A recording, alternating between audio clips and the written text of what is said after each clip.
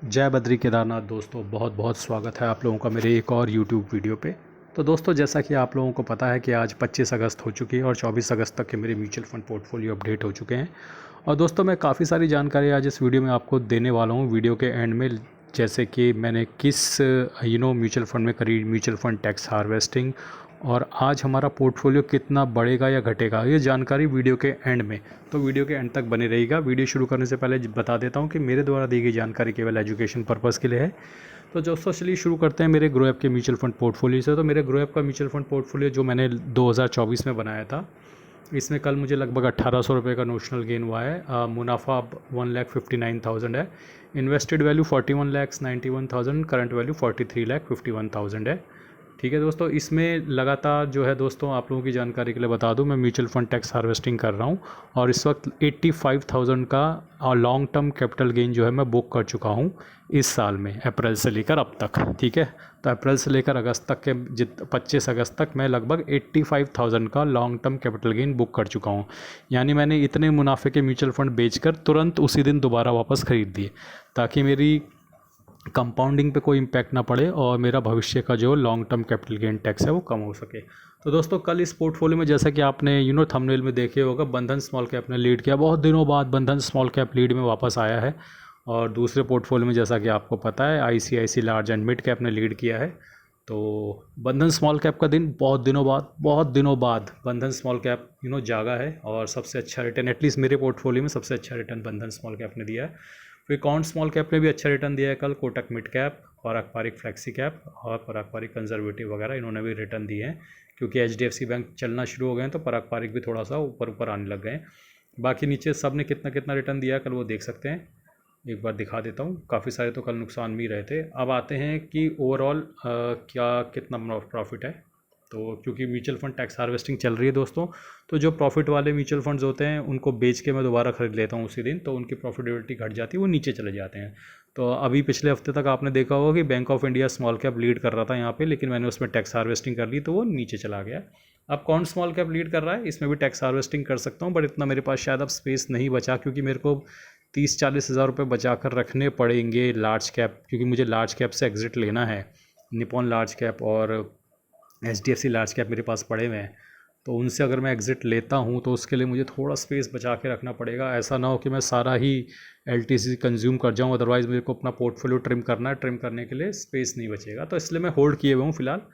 तो आप देख सकते हैं कि सेकंड नंबर पे बंधन स्मॉल कैप है, एचएसबीसी लार्ज एंड मिड, और काफ़ी सारे म्यूचुअल फंड है नीचे। Bank of India small cap tax harvesting के बाद नीचे कहीं मिलेगा आपको, देखो 1.5% का प्रॉफिट में। तो ऐसा ही होता है भाई, टैक्स हार्वेस्टिंग हो जाती है, वो नीचे चले जाते हैं।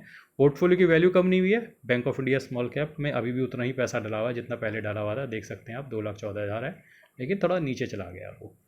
दोस्तों, अब आइए चलते हैं मेरे इंड मनी ऐप के म्यूचुअल फंड पोर्टफोलियो पर, देखते हैं कि वहाँ पे क्या स्थिति है। तो इंड मनी ऐप के म्यूचुअल फंड पोर्टफोलियो में कल 1,000 रुपये का नोशनल लॉस हुआ है, और यहाँ पर जो गेन कर रहे हैं वो हैं ICICI Prudential large and mid cap. तो कल का जो दिन था वो ऐसे दो फंडों के नाम था जो बहुत दिनों बाद लीड पे आए हैं।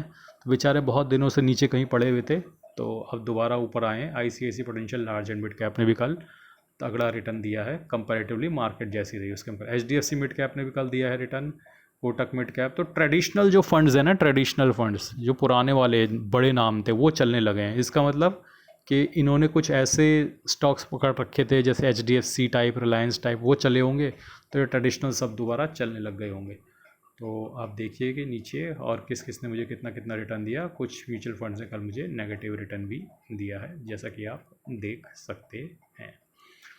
तो ये तो रही दोस्तों स्थिति। अब देखते हैं आज मेरी कौन कौन सी एसआईपी कटी है, एक बार एसआईपी पे नज़र मार लेते हैं। तो एसआईपी आज दोस्तों एचएसबीसी स्मॉल कैप की कटी है, इन्वेस्को की तो चलिए कल जाए, एक ही एसआईपी कटी है आज, एचएसबीसी स्मॉल कैप।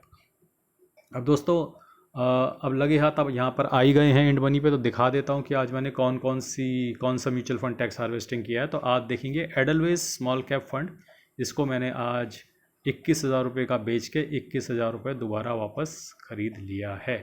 तो यहाँ पे मुझे मौका मिला था टैक्स हार्वेस्टिंग करने का, क्योंकि मैं आपको फ़िल्टर करके दिखाता हूँ कि एडलवेज स्मॉल कैप में ठीक ठाक प्रॉफिट बना हुआ था। तो ये आपको बैंक ऑफ इंडिया 1 पे, Invesco large and mid second पे, और ये एडलवेज आपको दिख रहा है तीसरे नंबर पे। तो मैंने सोचा कि अब 58,000 इन्वेस्टेड है और 67,000 करंट वैल्यू है, तो सारा तो LTCG में नहीं था, तो 21,000 मात्र इसका LTCG में था। तो जितना LTCG में था उतने वाले अमाउंट को मैंने बुक किया, उसमें जो LTCG रहेगा वो ऐड हो जाएगा मेरे ओवरऑल प्रॉफिट में। तो ये मैंने यहाँ पे आज किया है म्यूचुअल फंड टैक्स हार्वेस्टिंग, सिर्फ एक ही म्यूचुअल फंड में, एडलवेस स्मॉल कैप में। और किस किस म्यूचुअल फंड में कितना कितना रिटर्न बन रहा है उस पर भी आप एक बार नज़र डाल लीजिए, आपकी सहूलियत के लिए इसको भी दिखा देता हूँ। तो दोस्तों आइए चलते हैं अब मेरे ETF के पोर्टफोलियो पे, जिसके मैंने काफ़ी दिनों से दर्शन नहीं करा है। हालांकि बहुत ज़्यादा एक्शन वहाँ पे कुछ है नहीं। तो अब वहाँ पे रिलायंस है जो अभी भी 3.25% के प्रॉफिट में है, निफ्टी 20 है जो 2.5% के प्रॉफिट में है, टाटा गोल्ड का एक ETF की मैंने SIP लगा रखी है रोज़ 100 रुपये की, तो वो शुरू हो रखी है, वो उस पर चल रहा है अभी, नो प्रॉफिट नो लॉस।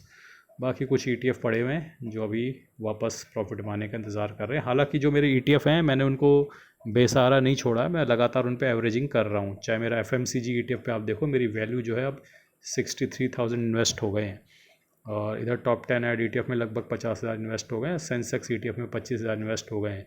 तो ये तीनों लार्ज कैप हैवी हैं, तो जैसे लार्ज कैप चलेगा ये तीनों ETF प्रॉफिट में आ जाएंगे जल्दी ही। तो पेशेंटली मैं उनको एवरेज कर रहा हूँ। और जब भी दोस्तों आपका ETF नुकसान में जाए, आप स्विंग ट्रेडिंग वगैरह करते हैं, तो अपने ETF को बेसहारा नहीं छोड़ना चाहिए, उसमें थोड़ा थोड़ा over the period of time जब भी डिप आता है एवरेज आउट करते रहना चाहिए। तो दोस्तों चलते हैं अब इंडिसेस में और देखते हैं कि आज हमें कितना मुनाफा और नुकसान हो सकता है। तो निफ्टी 50 तो दोस्तों आज 0.48% की बढ़त के साथ बंद हुआ है, विच इज़ वेरी गुड। लेकिन मिड कैप 50 में भी 0.44% की बढ़त है, मिड कैप 100 में 0.54, मिड कैप 150 में 0.45। लेकिन गेम ख़राब किया है स्मॉल कैप ने। स्मॉल कैप 100 जो है 0.10% डाउन है, स्मॉल कैप 50 0.02% डाउन है, स्मॉल कैप 250 0.15% डाउन है। तो दोस्तों आज ओवरऑल पोर्टफोलियो तो प्रॉफिट में रहेगा जिनका मिक्स पोर्टफोलियो है, क्योंकि लार्ज कैप और मिड कैप आपके पोर्टफोलियो को ग्रीन में रख देंगे, और जिनके लेकिन पोर्टफोलियो में स्मॉल कैप डोमिनेंस है वहाँ शायद वो नेगेटिविटी में जा सकते हैं। लेकिन फिर भी ओवरऑल आज पोर्टफोलियो ग्रीन में क्लोज होंगे अधिकतर लोगों के, बल्कि मेरे ख्याल सबके ही, क्योंकि ऐसा तो कोई भी नहीं होगा जो 50-60% स्मॉल कैप लेके बैठा होगा। तो हम सबके ही पोर्टफोलियो मुझे ऐसा लगता है आज ग्रीन में ही क्लोज होंगे। अब देख लेते हैं FIDI के बाय सेल के डेटा, जो कि बहुत इंपॉर्टेंट है। FIDI के बाय सेल के डेटा में दोस्तों देखा जा सकता है कल भी लगभग 1200 करोड़ की कैश में बाइंग करके गए हैं FII, और 2500 करोड़ की बाय करके गए हैं DII। तो बेच कौन रहा है दोस्तों? बेच रहे हैं रिटेलर, यानी आपके और हमारे जैसे लोग, जो पता नहीं क्यों बेच रहे हैं लेकिन वो बेच रहे हैं। ठीक है, तो अब आप FI पे ब्लेम नहीं डाल सकते कि FI बेच रहे हैं, बेच तो हम ही लोग रहे हैं।